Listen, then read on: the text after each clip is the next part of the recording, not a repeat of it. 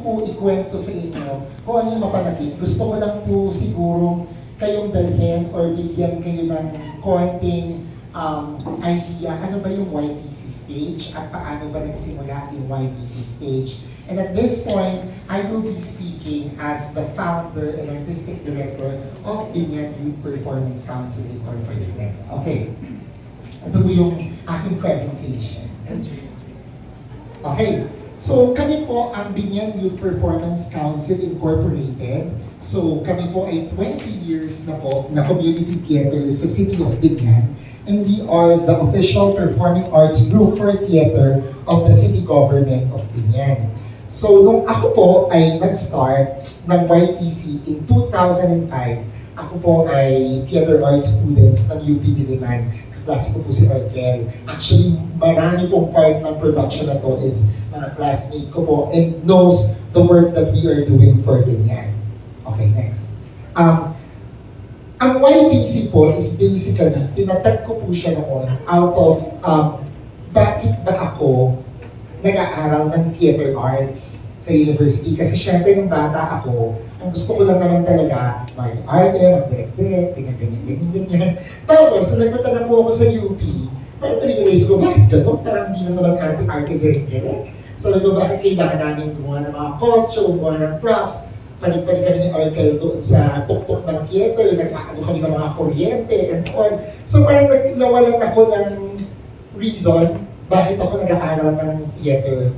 And nagkataon po, yung YPC po, parang yun yung naging reason bakit pala ako nag-aaral to share what I learned dito sa university, papunta dun sa community. At nakakatawa man po, kasi nung time na yan, ano po yun eh, kausuhan po ng ng Starstruck, pati ng Star Circle Quest. Tandali po. So yung Starstruck, pati Star Circle Quest. Kaya nagpa-audition po kami. I think we had more than 200 members nung unang-una. So yun po yun. That's how we started. Tapos kami po ay part ng isang church. So yun po yung sa De La Paz Parish Church sa Binyan.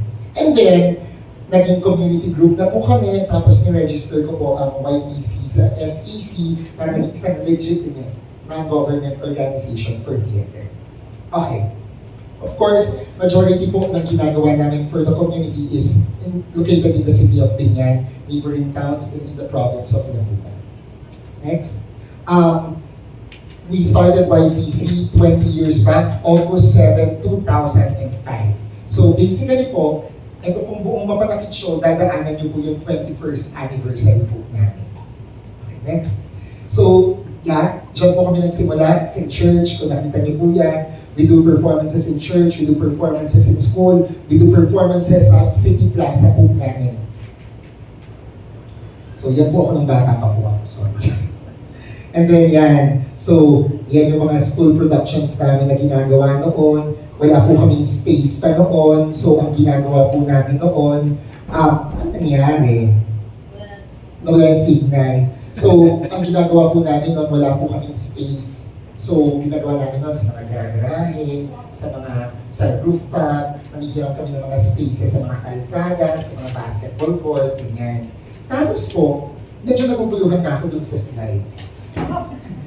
Huy, asan na, bakit nagkakaganyan? Ito mo. O sige nga, kukwento ko na nga.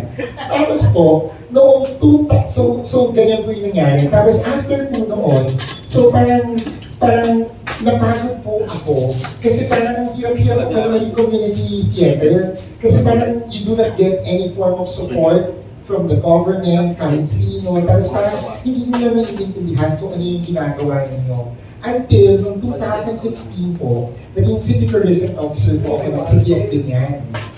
So, naging City Tourism Officer po ako ng City Government. Ako pa rin po ang City Tourism Officer ng Binyan. So, nung nangyari po yun, syempre, we had the resources already and we had a very, very supportive LGU. So, kami po ay napadpad sa Sentrong Pangkultura ng Binyan. So, at ang pinakamaganda pong nagawa ng Sentrong Pangkultura ng Binyan is nagkaroon kami ng space. Nagkaroon kami ng venue. Kasi alam niyo, napamatay kasi ang community groups kapag wala siyang venue eh. So dahil nabigyan kami ng City of Binyan ng venue, so mas naipagpatuloy po namin yung aming mga advocacies para sa community. And then, yan, yun ang po yung mga pinagkagagawa. So ito po yung mga pinagkagagawa natin sa community. So yan po yung mga productions na ginagawa po namin. Next please. So, and then last December, 20, kasi noong August po, nag-start na po kami nag-celebrate na po kami ang 20th anniversary. So, ginawa ko po itong mapanakit noong December sa Binyan as part of our Tulon series. Kasi meron kami mga ginagawa po noon na December productions po. So, doon ko po ginawa yan. And then LJ was a good friend of mine. Sabi ko sa kanya, LJ, ganyan naman ako mga plays. Kaya ako ng mga plays na pwede namin gawin. So, syempre, ako yung pinadala kasi si LJ, paano niya sinusulat. So, wala akong mapili dun sa sinusulat niya. Until one time, sabi niya sa akin, alam mo, BJ, magbenta tayo ng librong ginagawa ko. Sabi niya, ano ba yan? Sabi niya, ang title daw, Mapanakit. I-release daw siya ng DLSU, Rizal Press. Tapos, collection siya ng mga plays na bittersweet. Sabi niya, talaga, ano na yung mga play na yan? So, yan po yung tatlong play. So, I did that in Binyan. So, nung nakaraang December, yan na po. So, ito na po yung dramatic na kwento.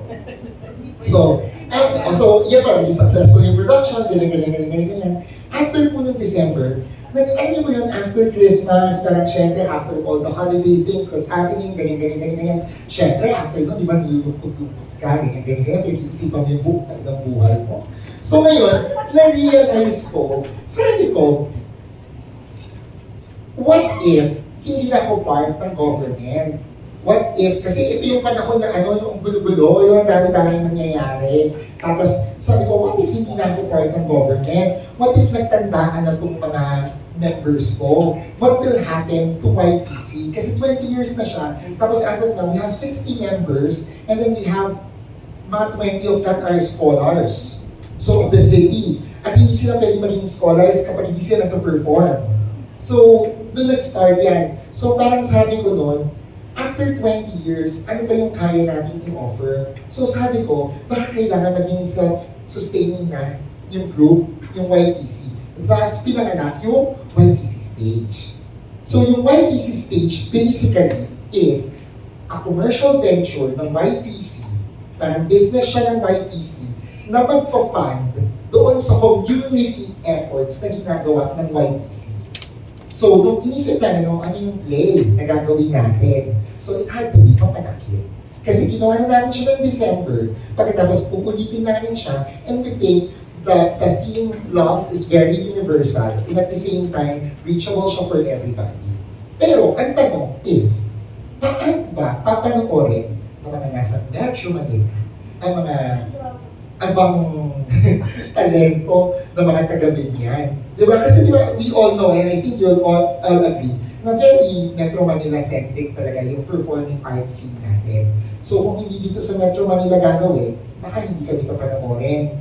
So ngayon, siya ko kinontak si Gab, si Fee, si Kokoy, pati si Ross. Uy, samahan naman kami sa YPC. So mix ko yung Binyan actors, pati sila.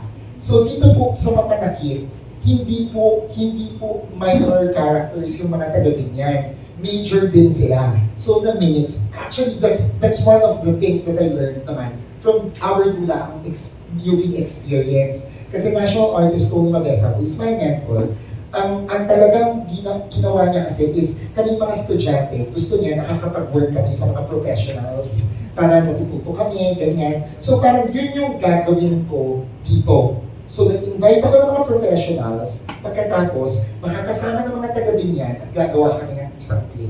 So, yun yung Mapanakit. So, kaya nabuo yung Mapanakit na mapapanood ninyo July 25 to August 9 dito sa UP. So, ngayon, syempre, artistic staff.